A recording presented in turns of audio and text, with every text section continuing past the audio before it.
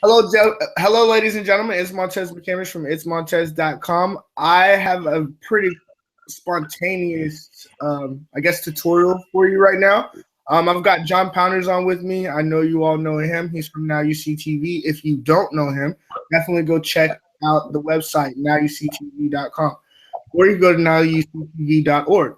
But we're going to be talking about Photoshop. I'm having issues trying to cut down the photo and put it into a frame and feather it out to make the lines fine around it and things like that. So I figured it would be very good to get information from John Pounders because he's got a lot of really cool thumbnails. Make sure you go check out his thumbnails on his YouTube video or his YouTube channel.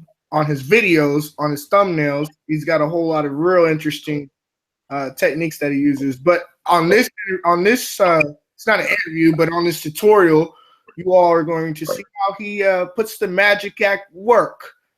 I'm going to go ahead and let John come in on the show.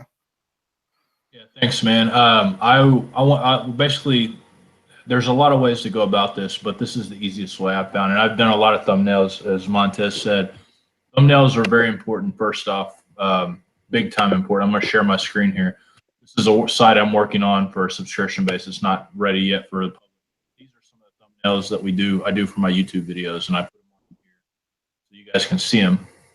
As you can see, they draw the attention, and yours may not be this style. I like the cartoon type look. I like this style because it brings mystery to what I'm doing. That's what my channel is about.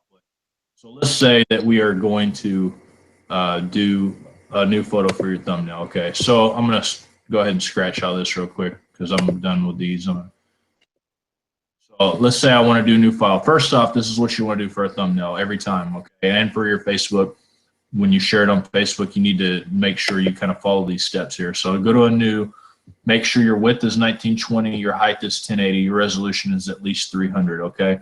So you want to create that photo. So you got a blank canvas here. Now let's say I want to incorporate something simple, or for right now I'm just going to make up something, girl eating, okay? So I'm doing it, let's say I'm doing a show about health, and I want a girl eating on the show to make it look cool. So first thing I'm going to do is I'm going to look for a picture that is well defined from the background. I was going to use this one, but I noticed this girl's shirt is white, the background's white, her plate's white. It's going to be really hard to separate her. This one would be all right, except she's a famous actor. I don't want to use her. I want to use something that doesn't take up the whole page as well, so I can put it in a certain part. So this girl seems to be pretty well defined from the background. This is a stock image, so I'm not going to use that. This one's fairly defined from the background. Kind of going through, showing you how I decide to choose what I choose and what kind of why I do it, because it's really important to get a well-defined picture to make your life a lot easier. Now, if you can't use a well-defined picture, then I'm going to show you the steps.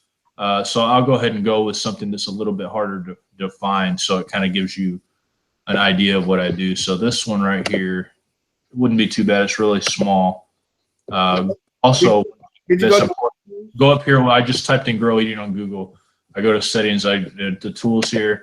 All right, the tools, and pick large, okay? You want a large photo because your resolution is going to be better if you shrink it down. If you pick a small photo and have to upgrade it, it's going to be harder. So that's a small photo. We don't want that. A lot of these are, okay, this one's going to be, it's another stock image. So if that is the stock image stuff, you don't want it, obviously, because it's going to be harder for you to use. So let's see. Let's just pick this one because it's, well, stock image too. I should have probably found a picture before we started so I just want to show you the process I kind of go through to do this because I'm sorry, John, for being so spontaneous. I was just like, this is going to be so cool. He's so good at what he's doing. Okay, I'm going to use this one right here, okay? This one is fairly defined from the background. The hair is going to be a little harder because there's spaces in between hair, but I'll kind of show you guys what I do for that. So I'm going to save this image, and I'm going to save it underneath my logo. I'll delete it later, but I'm working on a logo, so I was going to put it on there. And so to go to Photoshop, and I'll take a file, open, it's in my logo folder. I'm gonna open it up. You guys know how to do that part, hopefully. If not, then maybe this is not the tutorial for you if you don't know how to open anything. But I'll take this tool right here. Okay, this is there's several tools here. You can use your lasso tool. That's really a pain in the butt because you have to make a point with each one. So this is the tool you want to use. This is your Smart Select tool. And so basically you hover it over, you have different layers. I got it on 10 right now. That seems to be easiest for me. You can make it smaller. It'll select a smaller area, a little bit more fine tuning with it. But for right now, I'm just going to go ahead with 10, select over the girl, and get the best, do the best I can. And as you see, it selected part of this background. I'm not going to worry about it right now, but what the next step is, this is an important step, okay? Instead of, most people will take it and they'll just cut out this picture. What you want to do is you want to go right here where it says select and mask. Okay. Then it separates your background, shows what you've selected, and it shows what you have left here. So, and make sure you put the transparency, like you could change, I could change the transparency on it so I can still see the background, but I don't want to see the background. I want to go ahead and delete it all. Maybe here in a minute, I might bring the background back in for something. So what happened here was basically this got left in that process. So what I'm going to do is I'm going to go here back to the select tool. I'm going to go minus. I'm going to go with a smaller pixel here. I'm going to go with like 4 right here, okay? And that may be too small, but we're going to try it out anyway. So what I'm going to do is I'm going to use that for deselect.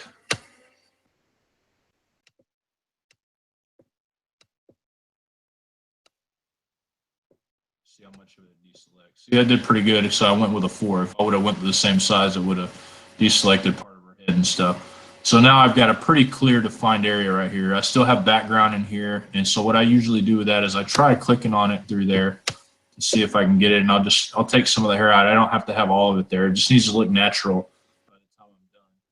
And so what I'll do is I'll hit the Control+ button. That'll make the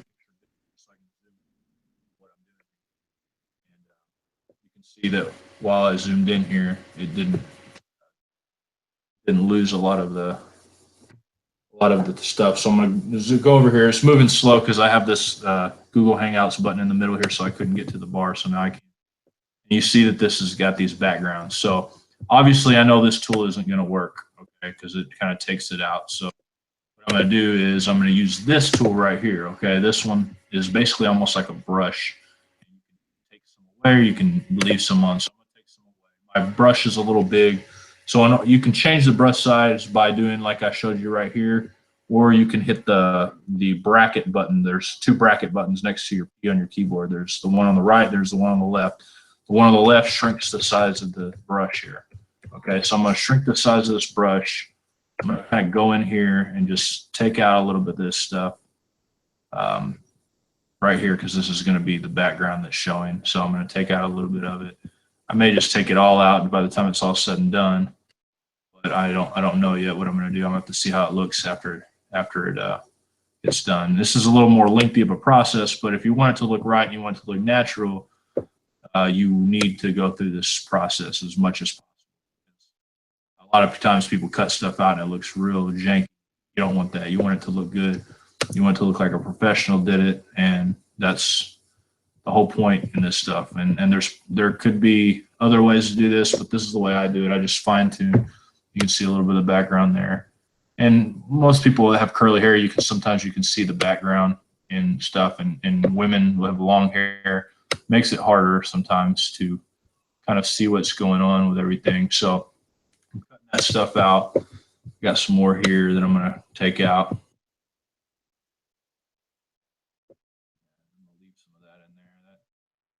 That's not too bad. You can probably define that as their hair at that point.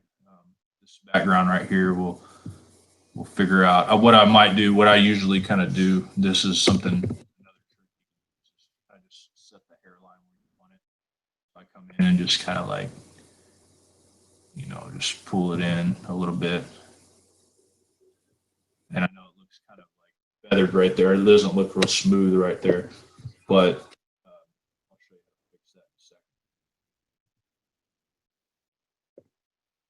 see what this looks like from a distance. And as you can see, it looks a little choppy right there, but there's this tool here on the left called Feather.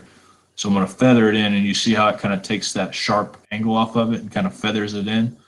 You're going to want to do that anyway for your pictures, just because when you blend it into the background, it needs to be feathered. So that, I would call that done. I mean, you can look and see what it did look like before, and this is what we did to it. It doesn't look as great as her hair does. Her hair looks awesome, but you're not going to be able to get all those little fine feathered edges out there, those little fine hairs and stuff, unless you use a similar or same background as what she's in. But let's say you don't want to use the same background, so that's what you do. You kind of feather it out a little bit. And I mean, we could add a little bit of it back in, like right here. We could add this brush, hit plus instead, and kind of add a little bit of her hair back in, because that looks pretty good. And so anyways, that's what I would do. And I hit OK. And it goes back and it's got your thing selected. So I hit the cursor button, pull this down, and drag it over here. So I've got it dragged over right here. And so there's how you cut the person out. And that way, when you pick your background, say I want a red background. You can make your own red background. There's a lot of people that have made them already. So I'm just going to pick this one. 1920 by 1080, so we'll pick that. That's the size of our photo, and you can pick. I would pick bigger normally, but right now we're just doing a quick look.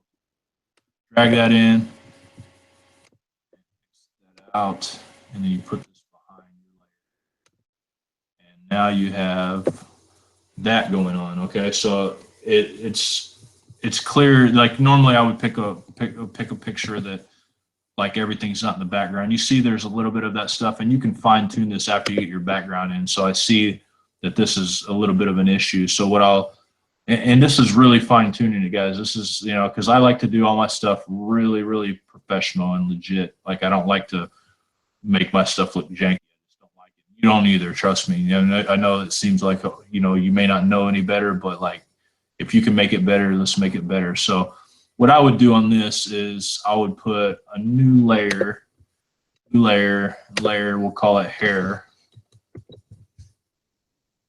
Okay, so we got a layer hair. I'm going to go to my brush here. And this girl's hair is pretty black. It's pretty dark black hair. So in these areas right here, I'm going to bring my brush a little bit bigger. I'm going to color in this a little bit. And it's not going to look right yet. And I'll show you what I'm going to do to make it look right. I'm going to color in some of these areas here. And so it doesn't look messed up right here. I know it looks messed up right now, but I'm going to show you what I'm going to do to kind of give it a change it a little bit up. So I'm going to shrink the brush down here, paint these hairs that are out here. I'm not doing it. It's hard for me to do it on this computer. I'm on my laptop right now. This is kind of an impromptu thing. On my other computer, I have a much better setup there, mouse and everything. I'm using the little pad here right now. So anyways, I'm pulling that over there. And you can obviously tell it's a lot darker than the actual hair, but this is what you do for that. So you've got that. We've got that set up. It looks better. And then we're going to take this right here. It says opacity. We're going to crank it down some, quite a bit actually. Kind of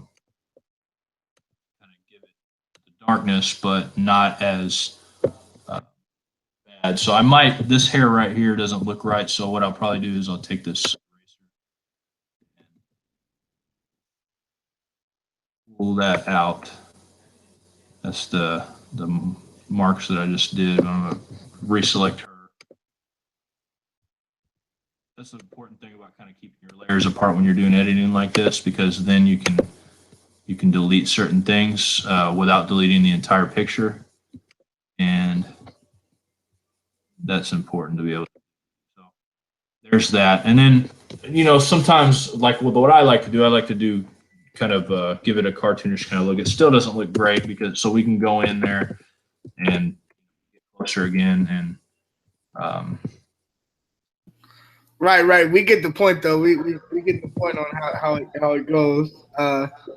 You know what I mean? Like, not to get perfect with it and everything, but just to get a general idea. I was having an issue on how to get that right there.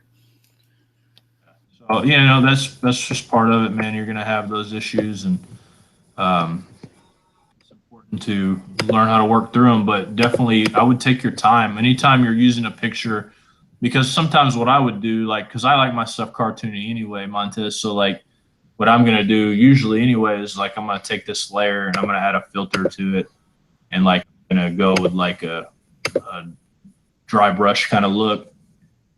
Usually, sometimes I'll do, more of a painting because it kind of gives her a cartoon style. And like I can do a cartoon sort of sometimes.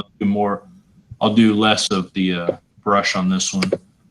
And I'll usually go here and throw in some poster edges or probably not that because it doesn't look right. I might do poster edges and then change the edge thickness and edge intensity and just kind of go and give it more of a cartoon look. If I was really wanting to do the cartoon, I would do that layer stuff and go little by little on stuff and then bring it in. But anyways, you get the idea. You can do whatever you want, but to the picture. But the main thing is try to get the original as good as possible. Okay, so get everything fine-tuned as good as possible, and that's about all I can tell you. But that's the easiest way to do it. But like I said before, I would definitely go for something easier for yourself if you want to make it look more natural. If you don't like, if I had to pick somebody and I didn't like their picture, but I had to use it,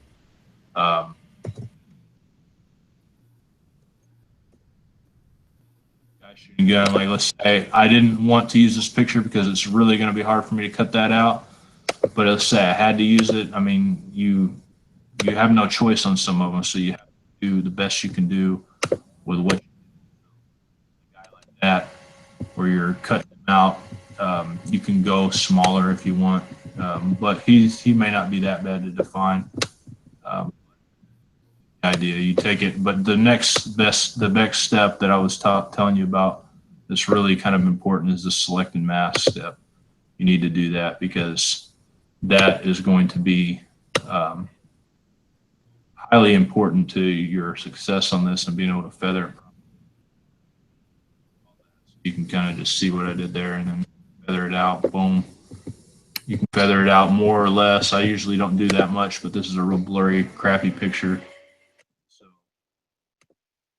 take it and put it on here. Not that I would put this as a picture or anything, but now you got a fat guy standing there with a gun. So there you go. Awesome, man. really nice picture you made there. I'd have to say that's a very nice artistic, very nice. John, thank you so much for coming on and doing that for me. It really means a lot. Ladies and gentlemen, if you like this and it's helped you, share this with someone. Sharing is caring, and I want you to care. Thank you so much.